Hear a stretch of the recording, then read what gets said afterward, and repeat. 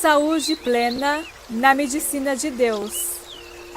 A santificação, um princípio vivo.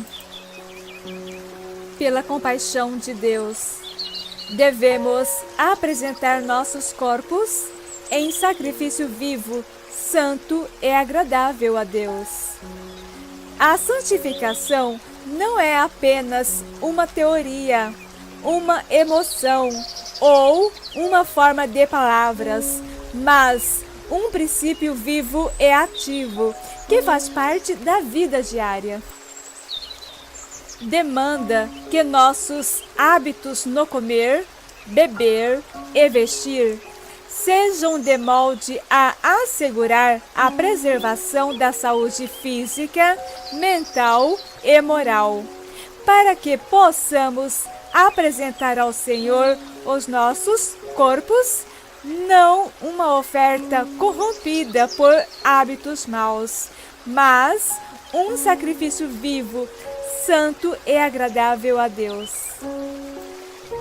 Ninguém que professe piedade considere com indiferença a saúde do corpo e se iluda com o pensamento de que a intemperança não é pecado e não afetará sua espiritualidade.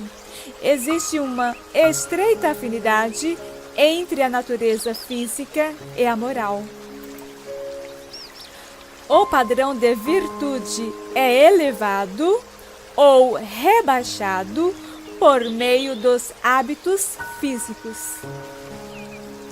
O excesso na ingestão do melhor alimento produzirá um estado mórbido dos sentimentos morais. E, se o alimento não for o mais saudável, os efeitos serão ainda mais danosos. Qualquer hábito que não promova o perfeito funcionamento saudável do organismo humano degrada as mais elevadas e nobres faculdades. Os maus hábitos no comer e beber conduzem a erros no pensamento e ação. A condescendência com o apetite fortalece as tendências animais, dando-lhes ascendência sobre as faculdades mental e espiritual. O ensino bíblico não exercerá senão uma tênue impressão sobre aqueles cujas faculdades estão entorpecidas pela condescendência com o apetite.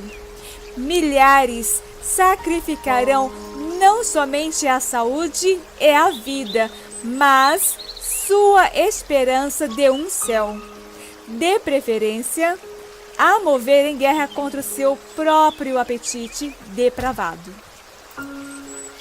Onde quer que estejam, aqueles que são verdadeiramente santificados elevarão a norma moral, preservando os hábitos físicos corretos e, à semelhança de Daniel, apresentando a outros um exemplo de temperança e renúncia própria.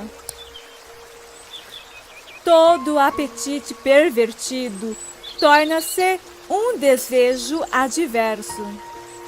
Tudo que é incompatível com a lei natural cria uma condição doentia da alma. A condescendência com o apetite produz um estômago dispéptico, um fígado entorpecido, um cérebro embotado e, por conseguinte, perverte a índole e o espírito do homem. É nosso dever, por nosso apetite e nossos hábitos de vida em conformidade com a lei natural. Precisamos ter consideração pela lei que Deus fez para controlar o organismo humano e vivermos em obediência a essas leis. Cada lei que governa a maquinaria humana deve ser considerada tão verdadeiramente divina em sua origem, caráter e importância, como a palavra de Deus. Com que cuidado devem os cristãos reger os seus hábitos, a fim de que possam conservar o pleno vigor de cada faculdade para entregar ao serviço de Cristo. Se estivermos santificados em alma, corpo e espírito, devemos viver em conformidade com a lei divina. O coração não pode manter a consagração a Deus enquanto se condescende com os apetites e paixões, a expensas da saúde e da vida. Hoje há, entre os professos cristãos, muitos que haveriam de julgar que Daniel era por demais esquisito e o pronunciariam como mesquinho e fanático. Muitos consideram a questão do comer e beber como de muito pequena importância para exigir tão decidida resistência, tal que poderia envolver o provável sacrifício de todas as vantagens terrenas. Mas aqueles que assim raciocinam notarão no dia do juízo que se desviaram das expressas exigências de Deus e se apoiaram em sua própria opinião como norma para o certo e para o errado. Descobrirão que aquilo que lhes parecera sem importância não fora assim considerado por Deus. Suas exigências deveriam ter sido sagradamente obedecidas.